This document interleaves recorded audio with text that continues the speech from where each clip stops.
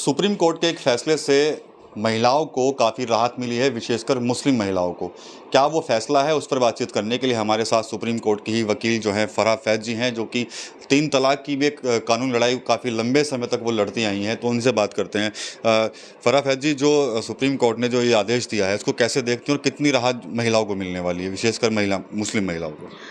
देखिए, जिस तरह से 3 तलाक को बैन करने के लिए सुप्रीम कोर्ट ने अपना जजमेंट दिया था और उसके बाद एक एक्ट फ्रेम हुआ और उससे जो है बहुत हद तक जो तलाक के मामले हैं उसमें कमी आई और ख़ास तौर से जो ये उल्टे सीधे फतवे आते थे वो फतवे आना बंद हो गए और लोगों की ज़िंदगी जो है वो जहन्नुम बनने से रुक गई है।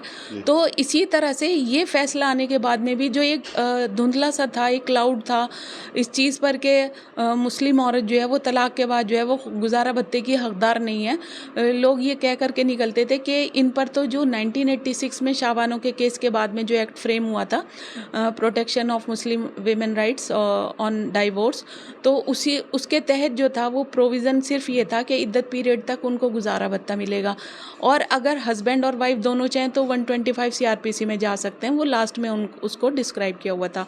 तो ये उस एक्ट का हवाला दे करके जो लोग थे वो बच निकलते थे, मगर अब वो रास्ते ख़त्म हो गए हैं। सुप्रीम कोर्ट ने बहुत क्लियर कर दिया है कि ऐसा कोई प्रोविज़न नहीं है। We are the secular country और इसमें जो संविधान है, संविधान का जो आर्टिकल 14 है वो किसी भी तरह के भेदभाव का, डिस्क्रिमिनेशन को मना नहीं करता। उसमें जो लॉ की समानता है वो सबके लिए एक जैसा कानून है। तो इसी तरह से 125 सीआरपीसी का जो प्रोविज़न था वो सबके लिए एक जैसा है, ये सुप्रीम कोर्ट ने बिल्कुल क्लियर कर दिया। अब जो तलाक पीड़ित मुस्लिम महिला है वो भी 125 सीआरपीसी में अपना गुजारा भत्ता जो है वो क्लेम कर सकती है। तो शरीयत में भी है कुछ इस तरह का लिखा हुआ कि महिलाओं को भत्ता मिलना चाहिए?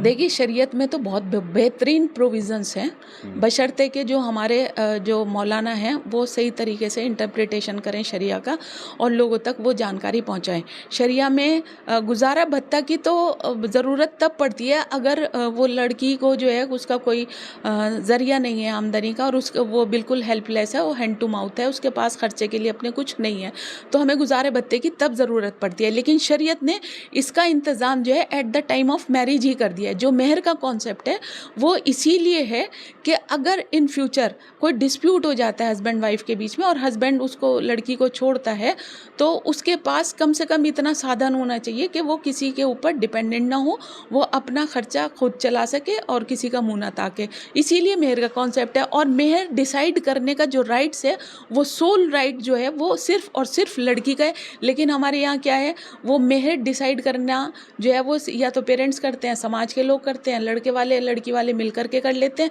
लड़की को भनक भी नहीं होती है। आप ये देखिए कि मेहर में 786 रुपये का अमाउंट तय हो जाता है, मेहर में 5000 रुपये तय हो जाते हैं। अब क्या 5000 में लड़की तलाक के बाद में पूरी ज़िंदगी गुजार सकती है? नहीं गुजार सकती। तो ये सब चीज़ें बहुत ही इनका जो स्वरूप है वो बिगड़ा हुआ है। अगर शरिया को सही तरीके से हम फॉलो करें तो लड़कियों की इतनी सेफ्टी है, उसको प्रॉपर्टी राइट्स मिले हुए हैं, ना सिर्फ पैतृक संपत्ति में से, अपने हस्बैंड की संपत्ति में से भी उसके राइट्स हैं। तो ये किस धर्म में है? नहीं है, ये हमारे यहाँ इस्लाम में है, शरिया में है, मगर ये चीज़ें जो हैं कि लोगों तक सही तरीके से नहीं पता है और इसका पूरी जिम्मेदारी जो है वो हमारे यहाँ के मौलानाओं की है, धर्म गुरुओं की है कि वो इस बात की जानकारी लोगों तक नहीं पहुँचने देते। क्या लगता है आपको कि जो फैसला आया सुप्रीम कोर्ट का, इसको भी कबूल करेंगे नहीं करेंगे मुस्लिम धर्मगुरु या मौलाना? देखिए, जो अब सिनेरियो है इंडिया में उसमें ज़रा मौलानाओं की या धर्म गुरुओं की जो एक आवाज़ थी वो थोड़ा दब गई है, क्योंकि अब उन्होंने देख लिया है कि जो महिलाएं हैं वो बहुत मुखर हो चुकी हैं और अपने राइट्स के लिए बहुत अवेयर हैं और अगर उन्हें कुछ भी नहीं पता होता, लेकिन उन्हें अब ये समझ में आ जाता है कुछ भी करो तो कोर्ट में चले जाएंगे, कुछ ना कुछ रेमेडी मिल जाएगी। और यही वजह थी कि आज जो सुप्रीम कोर्ट का जजमेंट आया वो भी एक महिला का ही है, उसमें 10,000 रुपये गुजारा भत्ता तय हुआ, फिर उसने डिस्ट्रिक्ट कोर्ट में लड़ाई लड़ी होगी, फिर उसकी अपील हुई हाई कोर्ट में लड़ाई लड़ी होगी, फिर उसके बाद वो सुप्रीम कोर्ट में आई, उसके हस्बैंड उस फैसले के अगेंस्ट सुप्रीम कोर्ट आए थे, लेकिन वहाँ पर भी जो है उसे एक लंबी लड़ाई लड़के जीत हासिल हुई है। तो आज जो महिलाएं हैं वो सुप्रीम कोर्ट तक पहुँच रही हैं और तादाद में पहुँच रही हैं। तो इस वजह से जो मौलानाओं की आवाज़ है वो थोड़ा सा कम हो रही है, और इसलिए मुझे लगता है कि अब चीज़ें जो हैं वो बदल रही हैं, तो मौलानाओं को भी बहुत ज़्यादा जो है वो चांसेस नहीं मिल पाते अपोज करने के, हालांकि वो अपनी पूरी कोशिश करते हैं। ठीक है, तो ये थी फराह फैज, वरिष्ठ अधिवक्ता हैं सुप्रीम कोर्ट में भी। साफ तौर पर कहीं ना कहीं जो सुप्रीम कोर्ट का जो फैसला आया है उस पर काफ़ी इन्होंने कुछ कहा है। साफ तौर पर कहने की बड़ी राहत जो है वो मुस्लिम महिलाओं को खासकर मिलने वाली है। इसके अलावा इस फैसले को लेकर जो मुस्लिम धर्मगुरु हैं उनको भी कहीं ना कहीं फराह फैज ने एक बार फिर से निशाने पर लिया है। TV9 यूपी के लिए सहारनपुर से विकास कपूर।